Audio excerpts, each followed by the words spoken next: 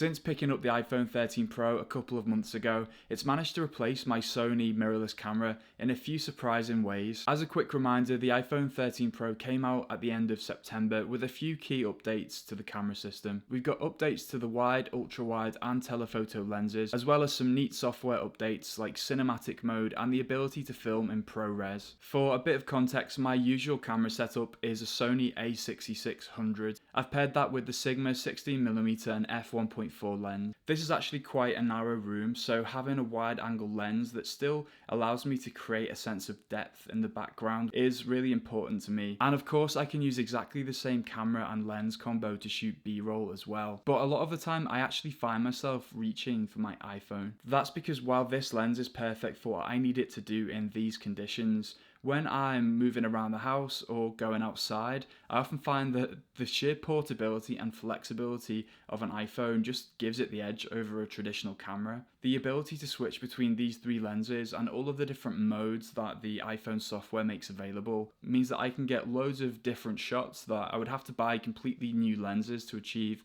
on my camera. Pairing that with excellent image stabilization and simplified focusing just by tapping on the screen means that I feel a lot more confident as a beginner taking a lot of B-roll footage with this camera. Another big advantage is simply the iPhone's weight and the ability to take a mini Gorilla Pod around like this to be able to get those shots in precarious positions that your camera just might not fit. Before this phone I had an iPhone 10 and I found that working with that footage on my computer just felt like it had a lot of noise in it, that it just really wasn't exposed properly.